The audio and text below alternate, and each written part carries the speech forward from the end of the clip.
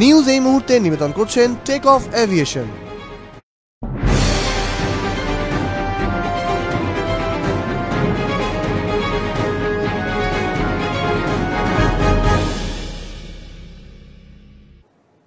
নমস্কার, আরোহী নিউজ লাইভে আপনাদের সকলকে স্বাগত জানাই। আপনাদের সঙ্গে আমি রয়েছি মাসুমা। শুরু করছি নিউজ এই মুহূর্তে। আর শুরুতেই নজর রাখবো যে খবরের দিকে। সামনেই বিধানসভা নির্বাচন, আর বিধানসভা নির্বাচনকে পাখির চোখ করে শুরু হয়ে গেল তৃণমূল কংগ্রেসের জনসংযোগ কর্মসূচি। শনিবার চেতলার ৪২ নম্বর ওয়ার্ডে এই কর্মসূচির সূচনা করেন পুরমন্ত্রী ফিরহাদ হাকিম। ভোটকুশলী পিকের মস্তিষ্ক প্রসূতির কর্মসূচিতে ৬০,০০০ শিক্ষককে নিয়ে রাজ্য জুড়ে তৈরি হচ্ছে ১২টি দল। প্রতিটি জেলায় বাড়ি বাড়ি গিয়ে এইসব শিক্ষকরা রাজ্য সরকারের মানবিক প্রকল্প সম্বলিত একটি বই বিনামূল্যে বিতরণ করবেন। এই কর্মসূচি চলবে আগামী বিধানসভা নির্বাচন পর্যন্ত।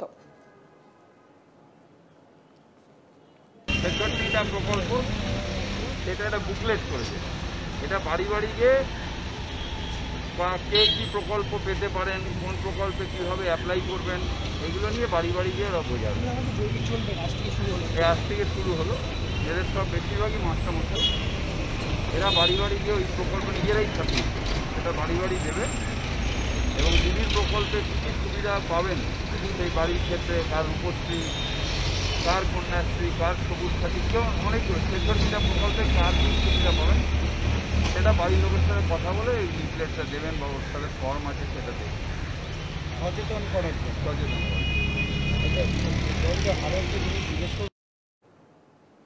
বিধানসভা নির্বাচনের আগে মুখ্যমন্ত্রীর মাস্টার স্ট্রোক, সকল নাগরিকে পাবেন স্বাস্থ্য সাথীর পরিষেবা। আর ভোটের আগে মুখ্যমন্ত্রীর এই উদ্যোগকে ভাঁওতাবাজি বলে কটাক্ষ করলেন বাম নেতা মোহাম্মদ সালেম। বেহাল অবস্থা হচ্ছে, সেটা নিয়ে কি আলোচনা করবে? হাসপাতালে কি বেড পাচ্ছে মানুষ? আইসিইউ পাচ্ছে? ভেন্টিলেটর পাচ্ছে?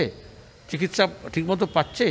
চিকিৎসকরা ঠিকমতো সুযোগ সুবিধা পাচ্ছেন? মোদি এবং মমতা একই লাইনে কথা বলছে, যেটা দরকার নিড বেসড। এটা বিমা কোম্পানি কি চাইছে তার ফর্মুলা দেওয়া হচ্ছে।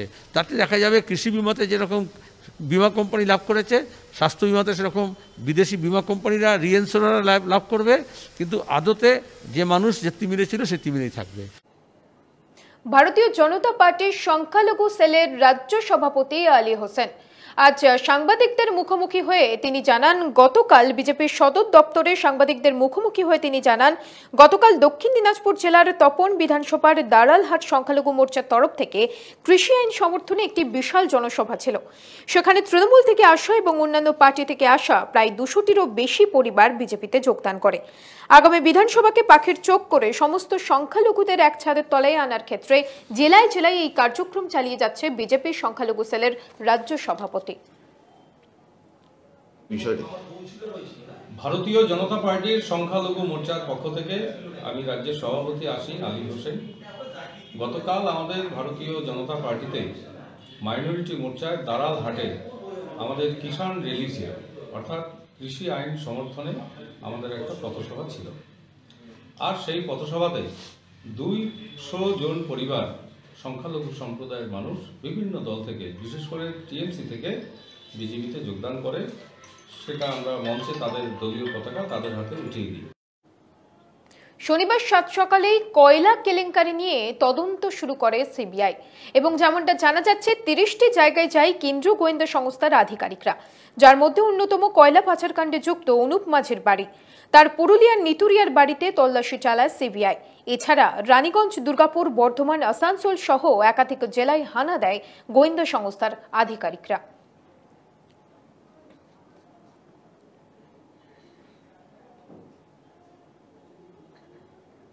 বিজেপির টার্গেট এখন বাংলার বিধানসভা নির্বাচন, আর ২০২১-এই রয়েছে বিধানসভা নির্বাচন। আর তাই মন্ত্রিসভায় রদবদল ঘটাতে চলেছে মোদী সরকার।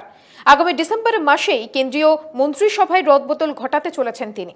জানা যাচ্ছে বাংলা থেকে একজন পূর্ণ মন্ত্রী এবং দুজনকে রাষ্ট্রমন্ত্রী করতে চলেছে গেরুয়া শিবির। শুধু তাই নয়, মধ্যপ্রদেশের উপনির্বাচনের ফলাফলের ওপর বিচার করে কংগ্রেস থেকে আসা জ্যোতিরাদিত্য সিন্ধিয়াকে মন্ত্রিত্ব দিতে চলেছে গেরুয়া শিবির। পাশাপাশি বিহার নির্বাচনের ফলাফলে সন্তুষ্ট হয়ে প্রাক্তন উপমুখ্যমন্ত্রী সুশীল মোদীকেও মন্ত্রী পদ দিতে পারে মোদী সাহারা।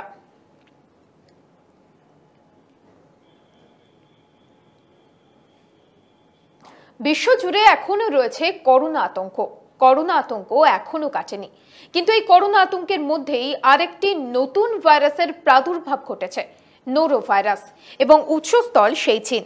সম্প্রতি এই নতুন ধরনের ভাইরাস তাণ্ডব লীলা শুরু করে দিয়েছে চীনের একাংশে। আক্রান্ত হয়েছেন বেশ অনেকেই, তবে কতজন আক্রান্ত হয়েছেন সেই পরিসংখ্যান দিতে অস্বীকার করেছে শি জিনপিং এর সরকার। এমনকি নোরোর অস্তিত্ব নিয়ে মুখ খুলতে নারাজ প্রশাসন। তবে সূত্রের খবর, এই ভাইরাসে বেশিরভাগ বাচ্চারাই সংক্রমিত হচ্ছে। মূলত বমি এবং ডায়রিয়ার মতো উপসর্গ দেখা যাচ্ছে তাদের, যদিও এই বিষয়ে এখনো মুখ খোলেনি চীন।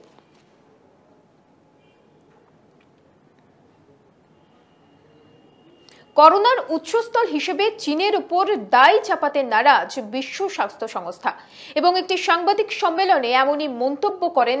এবং এই মন্তব্যের পরেই এটা স্পষ্ট হয় যে চীনের উপর দায় চাপাতে নারাজ বিশ্ব স্বাস্থ্য সংস্থা। শুক্রবার একটি সাংবাদিক সম্মেলন মাইক রায়ান মন্তব্য করেন, শুধুমাত্র অনুমানের ভিত্তিতে কোনো দেশের উপর দোষারোপ করা উচিত নয়। তবে তিনি এটা স্বীকার করেছেন যে চীনের ইউহানের ফুড মার্কেট থেকেই এই ভাইরাস ছড়িয়েছিল। তবে এর জন্য চীন প্রশাসন কোনোভাবেই দায়ী নয়। যদিও চীনের সমর্থনে হুয়ের এই মন্তব্য নিয়ে ওয়াকিবহল মহলের দাবি, করোনার আগমনের পর বিদায়ী মার্কিন প্রেসিডেন্ট ডোনাল্ড ট্রাম্প যেভাবে চীনকে নিশানা করেছিল তার ঢাল হয়ে দাঁড়ালো হু।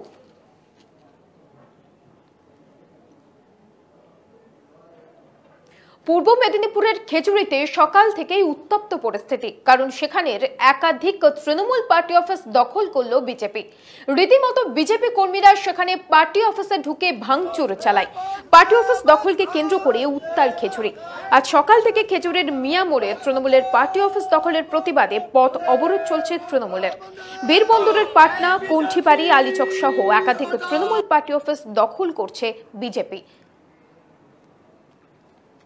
27 তারিখ শুভেন্দুবাবু পদত্যাগ করার পরে বিজেপির উৎসাহ এবং আমাদের প্রথমে আলাইচক, পূর্ব আলাইচক পার্টি অফিস প্রথমে দখল করে আমাদের পতাকারে খুলে নিয়ে, তারপরে আমি হেডিয়া আইসি প্রশাসনকে আমি বলি, প্রশাসন বলল যে ঠিক আছে আমরা দেখছি।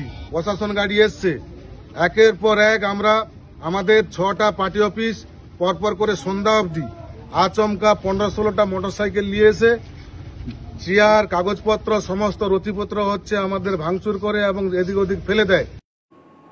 নিউজ এই মুহূর্তে এখন এই পর্যন্তই। অন্যান্য সব খবরের জন্য দেখতে থাকুন আরোহী নিউজ।